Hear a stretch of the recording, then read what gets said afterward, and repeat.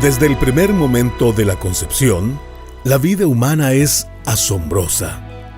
En solo 22 días, el corazón del bebé comienza a latir. En la sexta semana, ya se pueden detectar ondas cerebrales.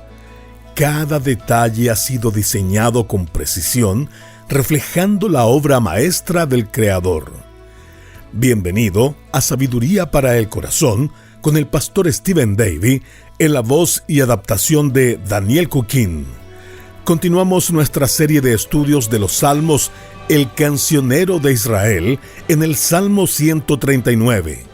Allí el salmista David nos lleva a contemplar la santidad de la vida desde el vientre materno y reconoce que su cuerpo fue formado en lo más profundo, tejido por la misma mano de Dios.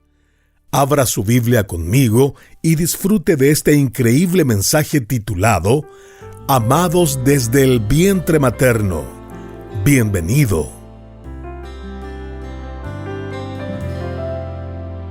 Uno de los directores de una revista evangélica entrevistó hace un tiempo a Peter Singer. El Dr. Singer es un filósofo especializado en los temas de bioética y se lo ha considerado como el filósofo vivo más influyente de nuestra época. La bioética es un campo de estudio que ahora está literalmente saturado de una cosmovisión o perspectiva evolucionista. Y como es de esperarse, el campo está casi desprovisto de cualquier tipo de ética basada en una perspectiva judeo-cristiana. Ahora, lo que hace que esto sea algo irónico es que este filósofo es hijo de judíos austríacos. Y sin embargo, él ha abandonado abiertamente la revelación del Antiguo Testamento sobre nuestro Dios creador. Hace mucho tiempo que Singer ha generado controversias con sus puntos de vista que ahora son cada vez más aplaudidos y apreciados. En esta entrevista, él nos muestra hasta dónde se puede llegar al abandonar la verdad de la creación a favor de la teoría de la evolución.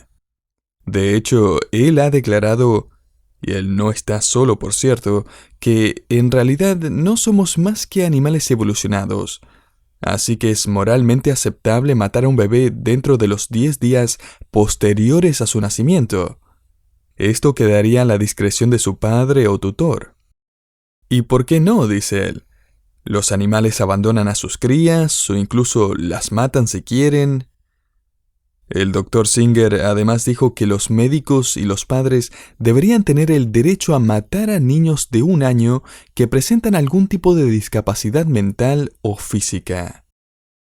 Si eso no fuera lo suficientemente escalofriante, él también declaró en esta entrevista que matar a niños específicamente para extraer sus órganos en beneficio de niños mayores y físicamente enfermos es moralmente aceptable.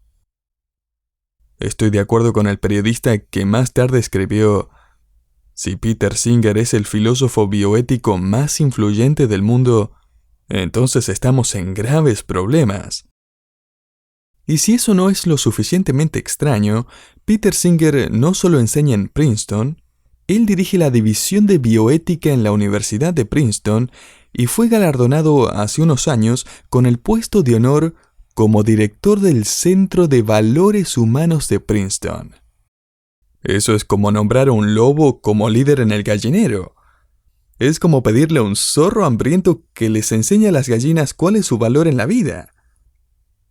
La revista Time lo incluyó en su lista de las 100 personas más influyentes, y en junio de 2012 fue premiado en su país de origen, Australia, por su trabajo en filosofía y bioética. ¿Cuál es la base de la filosofía de Singer que lo lleva a estas brutales y extrañas conclusiones? Él lo dejó en claro en una entrevista en la que dijo, y lo cito: ya no podemos basar nuestra ética en la idea de que los seres humanos son una forma especial de creación hecha a imagen de Dios y distinta a todos los demás animales. Fin de la cita. Eso realmente lo dice todo, ¿no? Me parece completamente irónico que esta perspectiva viniera del hijo de inmigrantes judíos, que apenas lograron escapar de Hitler. quien, como sabemos, había adoptado y navegado profundamente en las oscuras perversiones producto de creer en la evolución y la supervivencia del más fuerte. Somos solo animales y Dios no tuvo nada que ver con nosotros. No es así, dice David, el cantautor y rey de Israel. David escribe claramente: Dios tuvo todo que ver con nosotros. De hecho, Dios tuvo todo que ver con cada aspecto de nuestra vida. David está cantando una melodía completamente diferente a la del mundo, mientras compone una de sus canciones más famosas. La conocemos como el Salmo 139, un salmo que ha capturado nuestra atención por un par de programas ya. En este salmo, David nos lleva no a la sala de partos para ver a un recién nacido, sino al útero, a través de la inspiración divina, para ver el comienzo de la vida de una persona. Note cómo escribe en el versículo 13: porque tú, hablando de Dios, tú formaste mis entrañas, tú me hiciste en el vientre de mi madre.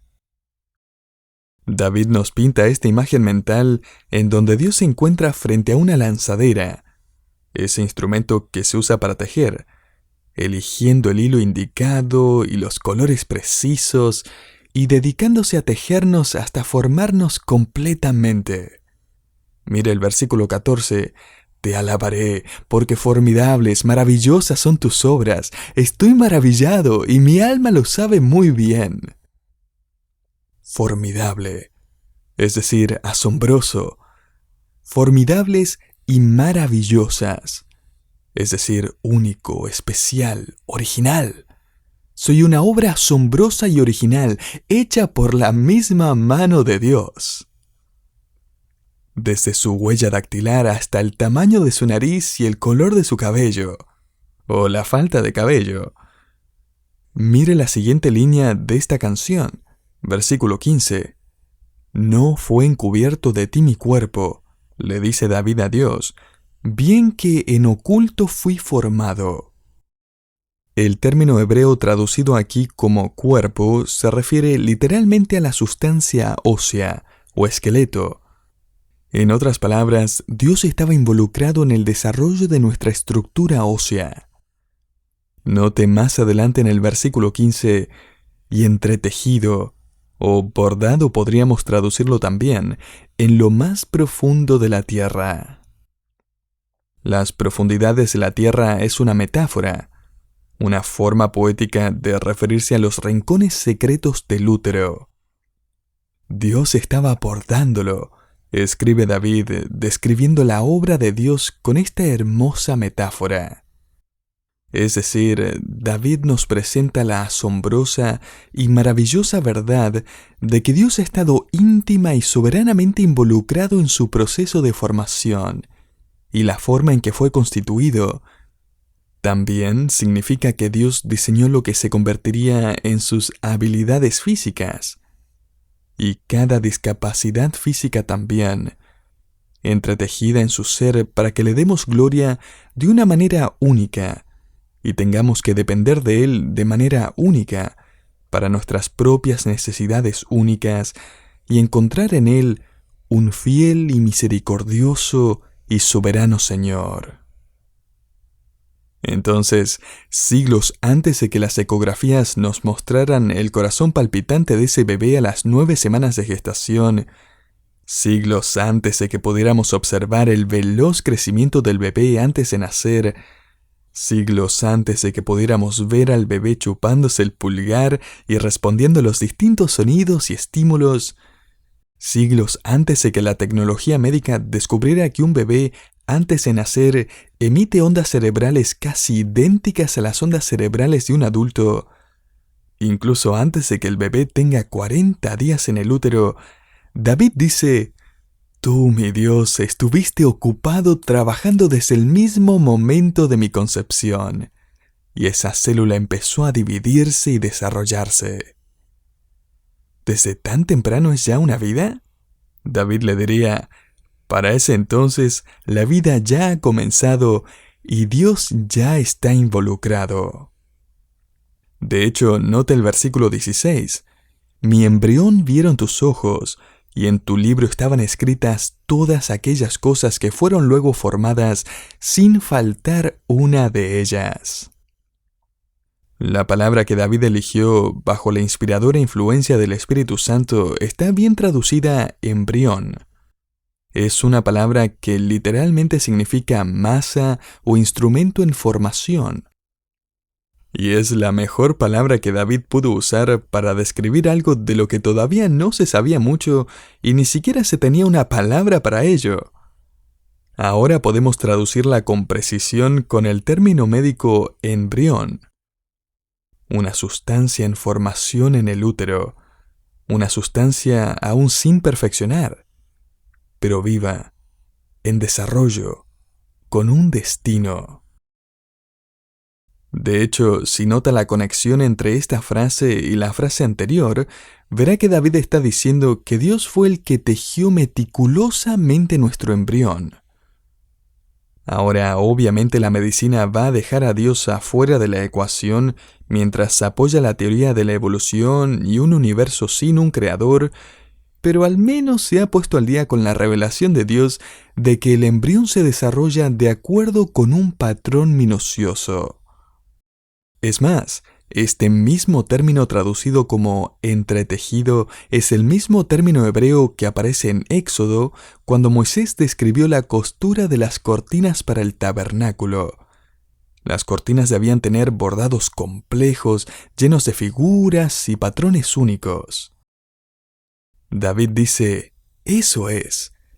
Cada uno de nosotros crecemos de acuerdo con cierta información, a un patrón creado únicamente para usted y para mí. Un autor escribió acerca de este patrón. Él dijo, lo conocemos como ADN. Su cuerpo está compuesto por aproximadamente 30 trillones de células, y cada célula contiene volúmenes e información codificada en ella y según la cual se desarrolla en el útero. Otro autor escribió, cuando David escribió en el Salmo 139:15 que estábamos entretejidos como si nuestra forma estuviera cosida en un patrón minucioso y hermoso, en realidad él descubrió el asombroso proceso de crecimiento embriónico, ahora descubierto por la biología molecular moderna. El patrón de la molécula de ADN es una compleja estructura de doble hélice que sirve como plantilla para el cuerpo en desarrollo. Permítame continuar señalando un artículo de un prestigioso periódico científico que dice: su ADN, su genoma personal, está repleto de al menos 4 millones de interruptores que residen en pequeños fragmentos de ADN. Durante años, los científicos pensaron que muchos de estos fragmentos de ADN eran inútiles. De hecho, Francis Crick, el co-descubridor de la estructura del ADN, lo llamó ADN basura. En otras palabras, no tenía ningún propósito.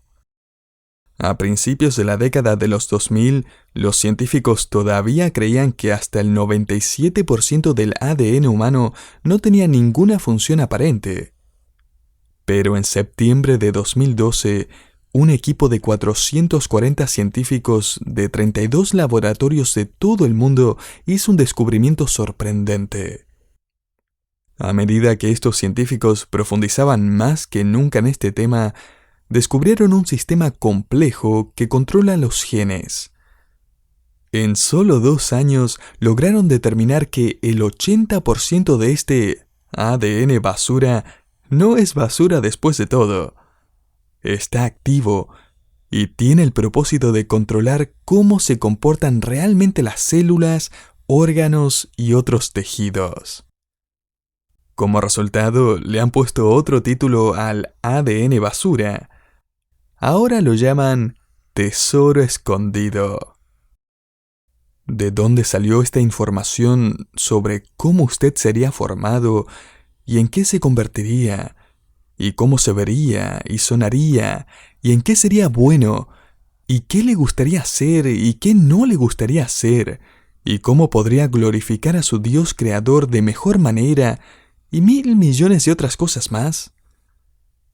¿Dónde se originó toda esta información en cuanto a usted que vino codificada en su ADN a través del cual fue bordado por el patrón y el diseño de Dios? Personalmente yo no sé coser, ni tejer, ni nada de eso. Nunca podría siquiera enhebrar una aguja sin perder mi santificación. Estuve en la tienda hace un tiempo con mi esposa. Ella estaba mirando telas cuando vi unos paquetes de patrones de vestidos. Había un paquete abierto en una mesa de trabajo cercana. Lo miré y pensé, no, eso es demasiado complicado para mí. Eso sí que no es para mí. Ahora, ¿puede imaginarse la complejidad del patrón necesario para que usted se convirtiera en usted? ¿De dónde vino ese patrón? David también responde a esa pregunta sin tener ni idea del ADN. Fíjese nuevamente en el versículo 16. Mi embrión vieron tus ojos, y en tu libro estaban escritas todas aquellas cosas que fueron luego formadas sin faltar una de ellas. Querido oyente, la información sobre su vida, su complejidad e incluso la extensión de esta se encuentra en el libro de su Dios creador, que es omnisciente, omnipresente y omnipotente. David continúa diciendo en el versículo 17, «Cuán preciosos me son, oh Dios, tus pensamientos, cuán grande es la suma de ellos. Si los enumero, se multiplican más que la arena. Despierto y aún estoy contigo». Dicho de otra manera, la complejidad del patrón debe significar que tú, Dios, tuviste pensamientos complejos y detallados sobre mí mientras creaste el patrón único para mí. Y el pensar que tú pensaste y aún piensas en mí, eso es un conocimiento precioso para mí. Y cuando me despierto para seguir con mi vida, el hecho de saber que tú estás diseñando incluso ese día y todo aspecto de mi vida por venir, crea una seguridad increíble. Me mueve a alabarte y adorarte con todo mi corazón. Rechazar este conocimiento, abandonar la revelación sobre el diseño de la vida humana por parte de Dios, es aceptar la tragedia y la muerte e incluso la falta de significado en la vida. No hay mejor ilustración del abandono del Salmo 139 que el fallo de la Corte Suprema en 1973, conocido como Roe v. Wade, que apoyó el aborto. Las escrituras ya no debían ser consideradas como evidencia creíble, y consideré el hecho de que la medicina en 1973 todavía no se había puesto al día con las verdades del Salmo 139 en cuanto al periodo de gestación. El juez de la Corte Suprema, Harry Blackmun, defendió el derecho de la mujer a extraer tejido fetal de su propio cuerpo si así lo deseaba. Era su derecho a la privacidad. En otras palabras, una mujer tendría el derecho a extirpar el feto como puede extirpar un apéndice o una vesícula biliar. El bebé en esas primeras instancias no era considerado como una persona. Era un ser humano no vivo, un bulto de tejido insensible. Sin embargo, el juez Blackmun admitió que determinar cuándo comenzaba la vida era, y cito, una pregunta difícil de resolver.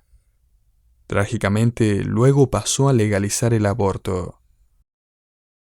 Una pregunta difícil de resolver. O sea, no estamos seguros si es vida humana o no. Podría serlo, pero nunca lo sabremos. Cuán trágico. Un autor ilustró el razonamiento ilógico del juez Blackmun de la siguiente manera. ¿Qué haría un juez si un cazador estuviera frente a él, culpable de matar a un hombre mientras cazaba ciervos? El argumento del cazador es, bueno, vi movimiento en los arbustos y no sabía si era un ser humano o un ciervo, Y aunque no pude resolver la difícil pregunta, apreté el gatillo de todos modos. Cualquier juez respondería: ¿pero no deberías haber esperado hasta estar seguro? ¿No deberías haber hecho un esfuerzo adicional para verificar la posibilidad de que fuera una persona antes de apretar el gatillo? La verdad es que, incluso sin la descripción de David en el Salmo 139, lo que hemos aprendido en los últimos 30 años sobre la vida en el útero, solo de parte de los avances tecnológicos y médicos, debería dejar a todas las clínicas de abortos en bancarrota, revertir la decisión de la Corte Suprema y cambiar la opinión de cada madre y padre. Ahora sabemos, sin duda alguna, que es un ser humano que piensa, que siente y se desarrolla. Un ser humano con derechos personales, digno de ser cuidado y protegido. Y eso es exactamente lo que pasó con Bernard Nathanson. Cuando la ciencia se puso al día con las escrituras, su vida cambió por completo.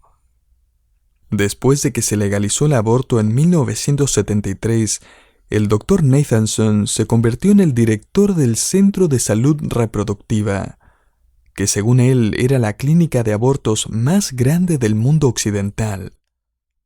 Nathanson dijo: «Conocía todas las facetas del aborto. Ayudé a nutrir a esta industria en su infancia, alimentándola con grandes cantidades de sangre y dinero». Pero en 1974, en un artículo publicado en el periódico de medicina de Nueva Inglaterra, el Dr. Nathanson expresó su creciente inquietud en cuanto al aborto. Él escribió: «Estoy profundamente turbado por mi creciente incertidumbre de que, en realidad, haya presidido en más de 60.000 muertes. Ya no tengo serias dudas en cuanto a si existe una vida humana desde el comienzo del mismo embarazo». Su incertidumbre solo se intensificó con la invención de la tecnología ultrasónica, dándonos la capacidad de ver al bebé en el útero. Y eso fue lo que cambió todo para él. Nathanson dijo en una entrevista, y cito: «Por primera vez realmente pudimos ver al feto humano, medirlo, observarlo, mirarlo, y de hecho formar un lazo con él y amarlo.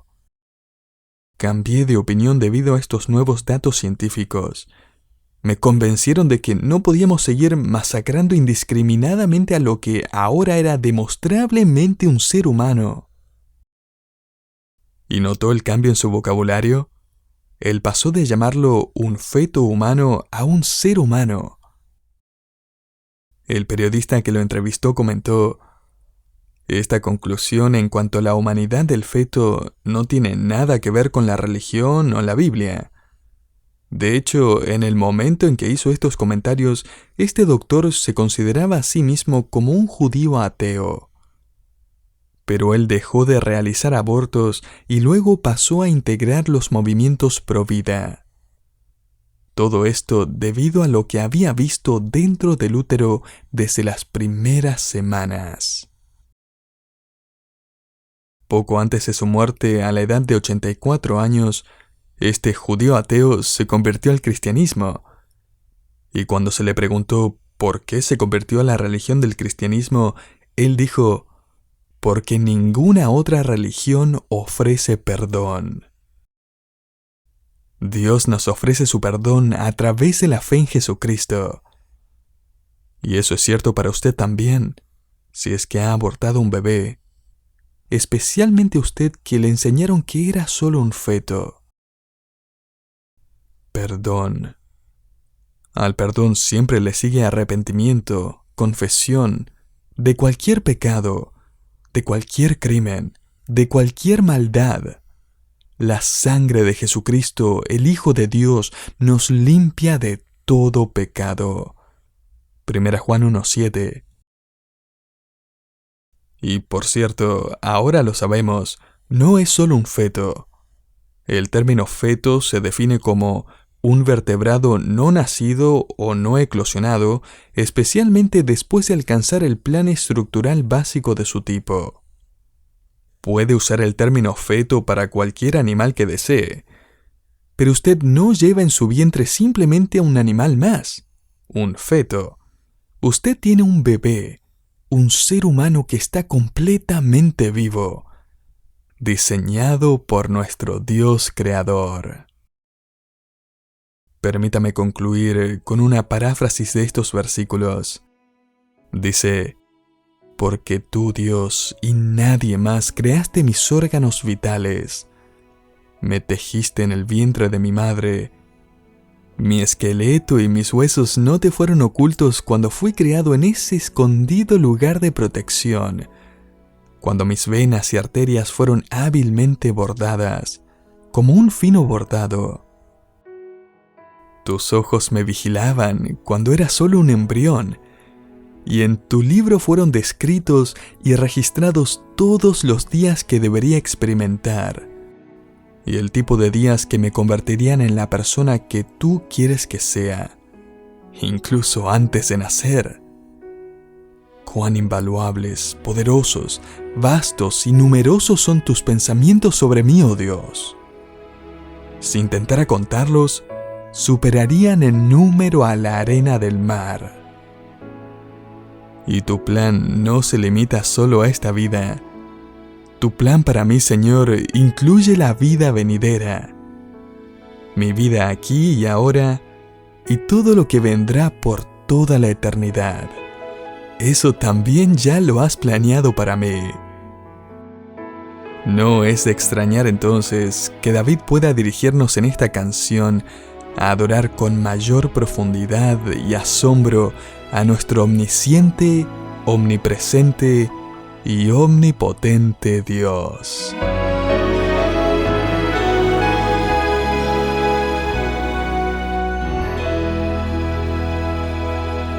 Cada vida humana es una obra maravillosa de Dios, formada con propósito y valor desde la concepción. No hay accidente ni casualidad en su diseño. Gracias por acompañarnos en este episodio de Sabiduría para el Corazón, un programa de Sabiduría Internacional. Este mensaje se tituló Amados desde el vientre materno y forma parte de la serie de estudios de los Salmos El Cancionero de Israel. El pastor Steven nos recordó la profunda necesidad que tenemos del perdón de Dios. Si aún no ha recibido el perdón eterno que solo Jesús ofrece, le invitamos a visitar nuestra página web sabiduriaespanol.org/evangelio. No hay pecado que su sacrificio no pueda redimir. Hoy es el día de la salvación. No espere más. Que Dios le bendiga y le esperamos en el próximo episodio.